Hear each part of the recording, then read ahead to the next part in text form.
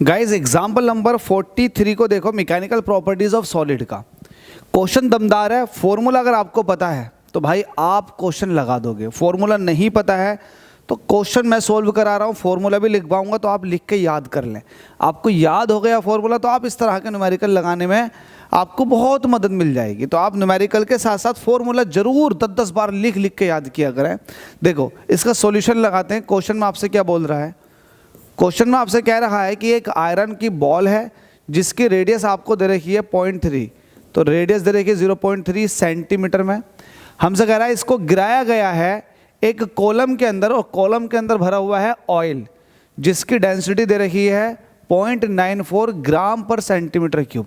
यहाँ भी सेंटीमीटर में है, डेंसिटी भी सेंटीमीटर में है और ये वाली डेंसिटी भी सेंटीमीटर में है और टर्मिनल वेलोसिटी भी सेंटीमीटर में है। तो सब कुछ आपको सेंटीमीटर में दे रखा, तो इसका मतलब सारी यूनिट है सीजीएस में। तो यहाँ पर ये सिग्मा दे रखा, जो मटेरियल आप डालते हो वो क्या है? वो है रो, और जिसके अंदर डाला है वो है सिग्मा। तो आपने सिग्मा जिस लिक्विड के अंदर डाला उसकी डेंसिटी है 0.94 ग्राम पर सेंटीमीटर का क्यूब। ठीक है। It is found to attain a terminal velocity. Terminal velocity आपके पास आ चुकी है 0.5 सेंटीमीटर पर सेकेंड। हमसे कह रहा है determine the viscosity of the oil. Oil की विस्कोसिटी बताओ, मतलब ईटा की वैल्यू आपसे पूछ रहा है। डेंसिटी ऑफ आयरन ये आपको दे रखा है, कितना है? 7.8 ग्राम पर सेंटीमीटर का क्यूब। ठीक है, चलो भाई इसको सॉल्व कर लेते हैं। अब आपसे पूछा गया है ईटा, तो आपको पता है टर्मिनल वेलोसिटी का फॉर्मूला होता v = 2/9। ध्यान से 2/9 ये होता है 2/9 और यहाँ पर होता है r² और ये होता है रो माइनस सिग्मा इंटू g/ईटा। ये वाली बात ध्यान रखनी है क्योंकि इस फॉर्मूले में अगर आपसे कुछ भी छूट गया तो आप गलत कर दोगे। तो ध्यान रखना है 2/3 r² rho minus sigma into g/ईटा। बस सबकी वैल्यू पुट कर दो और आंसर पालो। क्या आपको चाहिए क्या? पहले देखो चाहिए क्या आपको। ईटा चाहिए तो ईटा यहाँ को भेज दो। ईटा = हो जाएगा 2/9 r² rho minus sigma into g/ terminal velocity. ठीक है, 2/9 ऐसे रहेगा। r की वैल्यू कितनी है? 0.3, तो 0.3 इंटू 0.3 ये हो जाएगा। अच्छा, रो की वैल्यू कितनी देखिए 7.8 माइनस सिग्मा की वैल्यू कितनी है 0.94, तो यह रो माइनस सिग्मा। और g की वैल्यू CGS में कितनी होती है? 980 होती है, 980 ये हो गया। तो ये हो गया 2/9 r² rho minus sigma into g और नीचे वेलोसिटी आ जाएगी और वेलोसिटी की वैल्यू है कितनी? 0.5। ठीक है, इतना सब कुछ हो गया। इतना सब कुछ होने के बाद आप निकाल के रहो, यहाँ पर आप निकाल लो ईटा। ठीक है, अब इसको सॉल्व कर लेते हैं। देखो पॉइंट हटा देंगे नीचे 10 हो जाएगा, पॉइंट हटा देंगे अगेन नीचे 10 हो जाएगा। 3 की 3 से मल्टीप्लाई कर देंगे तो हो जाएगा 9, 9 से 9 कट जाएगा। कैलकुलेशन इस तरह से सॉल्व होती है।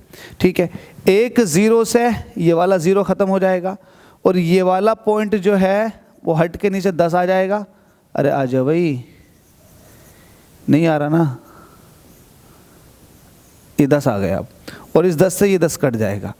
तो देखो यहाँ से 2 बचा, 7.8 में से ये वाला माइनस हो जाएगा, यहाँ सिर्फ 98 है और नीचे 5 है।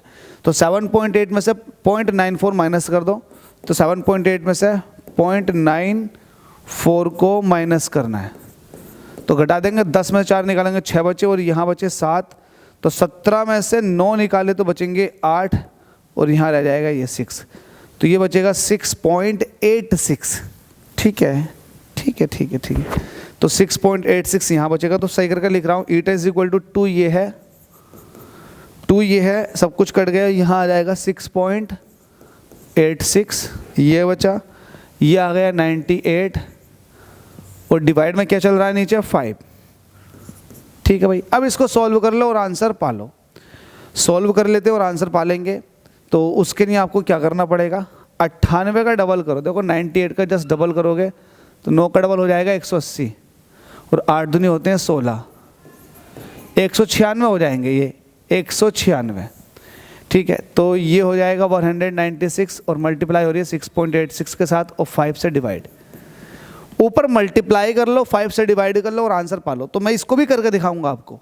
तो 686 की मल्टीप्लाई हो रही है 196 के साथ, 6 छंग 36 का 6 कैरी 3 और 8 छंग 48 और 3 कितने होते 51 गए कैरी 5 और 6 छंग 36 और 5 कितने हो गए 36 और 5 41 होते और 9 छक्का 54 का 4 कैरी 5 और 9 अट्ठे 8 नम 72 72 और 5 कितने होते 77 77 का 7 कैरी 7 और 9 छक्का 54 54 और 7 कितने हो गए 7 4 11 61।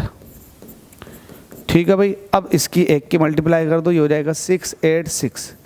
तो 6 आ जाएगा, 5 ऐसे ही और ये 7 और 7 14 का 4 हासिल लगा 1, 8 और 1 9 और 1 10 10 4 14 का 4 हासिल लगा 1, 6 और 6 12 और 1 13 का 13 13। तो वैल्यू आ चुकी है ये। पॉइंट कितने के बाद था 2 के बाद, तो पॉइंट लगा देंगे हम यहाँ पर। अब इसको डिवाइड करना है कितने से 5 से। चलो ये वाली कैलकुलेशन भी करके दिखा देता हूँ। 5 से डिवाइड कर दो, जो वैल्यू निकल कर आई इसकी 5 से डिवाइड करेंगे तो कितना आएगा 5 दूनी 10, घटाने पे 3 बचे। ठीक है, उतार लिया आपने 4, तो 5 छंग 30, घटाने में कितने बचे 4 बचे और उतार लिया अगेन आपने 4। ठीक है, तो 5 अट्ठे कितने हो गए 40 हो गए, 5 अट्ठे 40, तो बचेंगे 4 4 बचे। ठीक है, उतार लिया। अब पॉइंट लगा हुआ है, पॉइंट यहाँ लग जाएगा, आप 5 उतार लोगे तो 5 नम 45। ठीक है, तो आप चाहो तो यहाँ छोड़ सकते हैं 5 नम 45, 5 ही कम 5, तो वैल्यू आ जाएगी 268.91। तो कोफिशिएंट ऑफ विस्कोसिटी आ जाएगा 268.91। ठीक है भाई, पॉइज में वैल्यू आएगी पॉइज। अब मैं क्रॉस चेक कर लेता हूँ कि आंसर सेम है या नहीं है, फिर आंसर में किसी तरह का कोई डिफरेंस तो नहीं आ गया, क्योंकि बहुत बड़ी कैलकुलेशन हुई है तो कुछ ना कुछ रह ही जाता। तो 268.9 पॉइज बिल्कुल सही है। तो इस तरह से आप कैलकुलेशन भी परफॉर्म कर सकते हैं और इस तरह के आप न्यूमेरिकल भी लगा सकते हैं। तो एग्जाम्पल नंबर 43 था, होप सो समझ में आ गया होगा। स्टिल डाउट कमेंट कर सकते हैं, वरना लिटरली अगर आपको समझ में आ गया तो जितना हो सके वीडियोस को शेयर कर दिया करें, ताकि आपकी मदद के साथ साथ किसी और की मदद भी हो सके। धन्यवाद, अगले क्वेश्चन में मुलाकात करता हूँ।